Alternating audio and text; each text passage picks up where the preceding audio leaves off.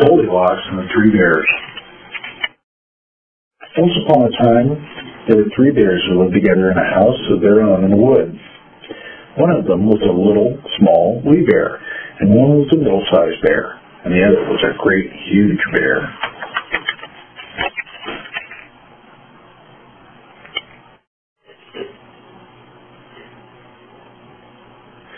They each had a bowl for their porridge, a little bowl for the little bear, a middle-sized bowl for the middle-sized bear, and a great, huge bowl for the great, huge bear.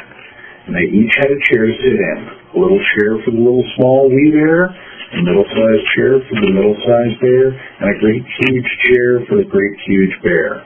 And they each had a bed to sleep in, a little bed for the little, small, wee bear, a middle-sized bed for the middle-sized bear, and a great, huge bed for the great, huge bear.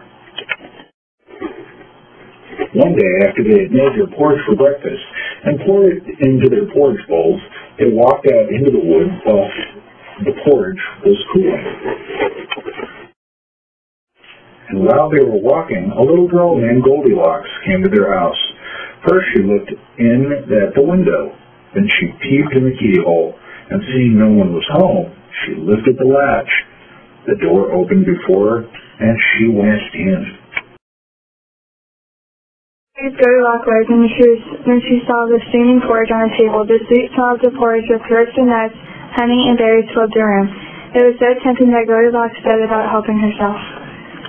First she tasted the porridge of the great huge bear. Ah, this porridge is too hot. Then she tasted the porridge of the middle-sized bear. Ew, this porridge is too cold. And then she tried the porridge of the little small wee bear. Ah, this porridge is just right. Yum, yum, yum. Goldilocks sat down in the chair of the great huge bear, but it was too hard for her. This chair is too hard. Then she sat down in the chair of the middle-sized bear, but it was too soft for her. Ah, this chair is too soft. And then she sat down in the chair of the little small wee bear, and this chair was neither too hard nor too soft, but just right. This chair is perfect. So Goldilocks seated herself in it, and there she sat until the bottom of the chair gave way, and down she came, plump upon the floor. My bum! The Goldilocks went upstairs to the bedroom in which the three bears slept. First she laid upon the bed of the great huge bear that was too high for the bed for her. This bed is too high. Next she lay down on the fawn of the middle-sized bear, but that was too high at the foot for her. This bed is also too high. Then she lay upon the bed of the little small wee bear, and that was neither too high and had no foot, but just right. She just covered herself up comfortably and fell fast asleep.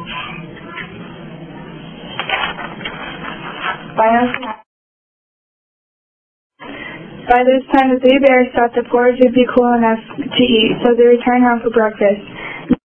Now Goldilocks had left the spoon of the great huge bear standing in his porridge.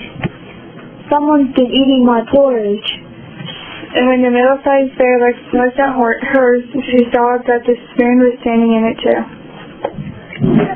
Someone's been eating my porridge. Then the little small wee bear looked at his bowl. Oh no, my porridge is gone! Upon this, the three bears, seeing that someone had entered their house and eaten up little small wee bear's breakfast, began to look about. Now Goldilocks had not put the hard cushion straight when she rose from the chair of the great huge bear. Somebody has been sitting in my seat, said the great huge bear in his great rough, gruff voice. Oh, my face! And Goldilocks had crumpled the soft cushion of the middle-sized bear.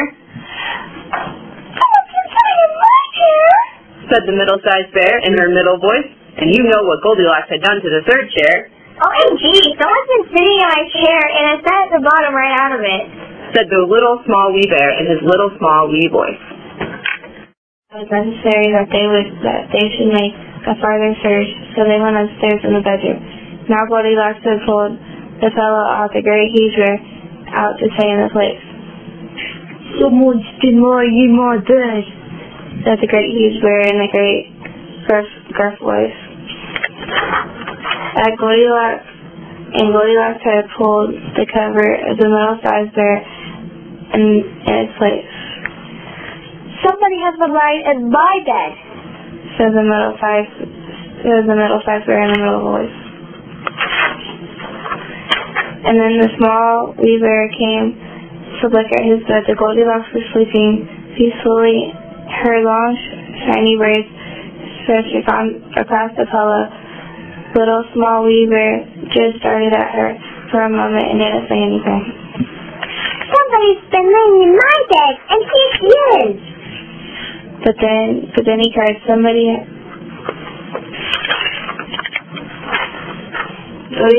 Goldilocks had heard in her sleep that the great gruff voice of the great huge bear and the middle voice and the middle-sized bear, but it had only been as if she had heard someone speaking in a dream.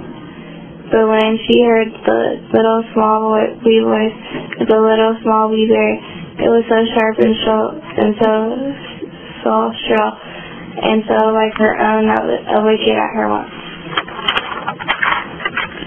Up she started, and when she saw the three bears at once on the side, she dumped herself off the others and ran to the window.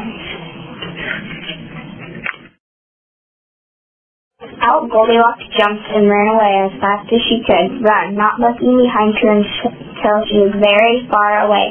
Then out came the bears chasing after her.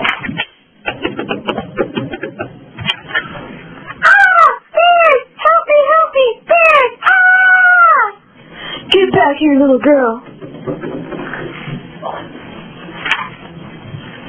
Grr! Get off of my lawn now! I'm just a baby bear. Come back and play. And what happened to Goldilocks afterwards, no one can tell, but the three bears never saw anything more of her.